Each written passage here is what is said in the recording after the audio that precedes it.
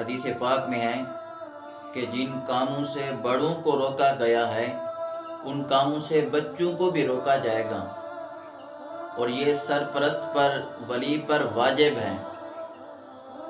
اس کی وجہ یہ ہے جو عادتیں بچپن میں ڈیولپ ہو جاتی ہیں وہ شخصیت کا حصہ بن جاتی ہیں، وہ تا دم مرگ ہمیشہ ساتھ رہتی ہیں۔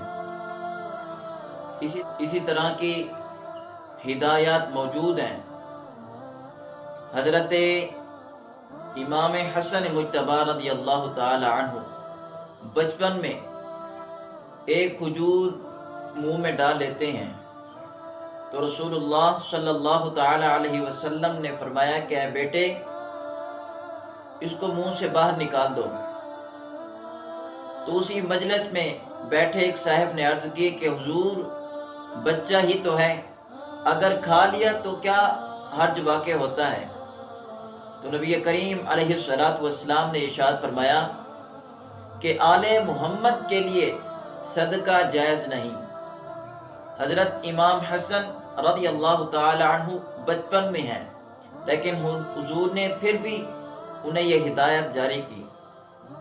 حضرت عمر بن سلمہ رضی اللہ تعالی عنہ حضور کے گھر پرورش فرما رہے ہیں، حضور کے ساتھ بیٹھے ہیں، کھانے کا وقت ہوتا ہے، بچپن میں ہیں، بچے ہیں، تو کھاتے وقت پلیٹ کے مختلف حصوں سے کھایا تو رسول اللہ صلی اللہ تعالی علیہ وسلم نے بڑی محبت اور شفقت سے فرمایا کہ بیٹے قریب آؤ۔ جب قریب آئے تو رسول اللہ صلی اللہ تعالی علیہ وسلم نے فرمایا کہ اے بیٹے جب کھانا شروع کرو تو بسم اللہ پڑھ کر کھاؤ۔ فرمایا کہ دائیں ہاتھ سے کھاؤ، پھر فرمایا سامنے ہو تو اپنے سامنے سے کھاؤ۔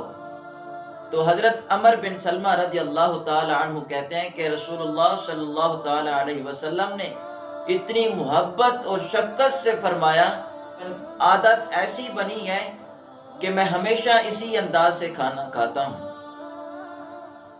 حضرت عبداللہ بن عمر رضی اللہ تعالی عنہ اپنے بیٹے کو دیکھتے ہیں کہ وہ نماز کی حالت میں چار زانوں بیٹھے ہیں، بلا کر فرمایا کہ بیٹے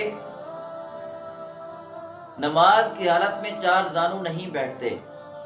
رسول اللہ صلی اللہ تعالی علیہ وسلم کی سنت یہ ہے کہ بایاں پاؤں بچھا کر اور دایاں پاؤں کھڑا کر کے بیٹھا جائے۔ حضرت سلمہ رضی اللہ تعالی عنہ کے پاس ایک بچہ آیا، سعید بن حسین نامی، تو اس نے سونے کی انگوٹھی پہنی ہوئی تھی۔ تو جب حضرت سلمہ رضی اللہ تعالی عنہ نے دیکھا تو اپنی خادمہ سے کہا کہ اس کی انگوٹھی اتار کر ان کے گھر واپس دے کر آؤ اور ان کو میرا یہ پیغام دے دو کہ بچوں سونے کی انگوٹھیاں مت پہنائیں اور اس بچے کو چاندی کی انگوٹھی بنوا کر پہنا دی جائے۔ اور ان تمام تر روایات سے معلوم ہوا کہ بچوں کا بھی احتساب کرنا چاہیے۔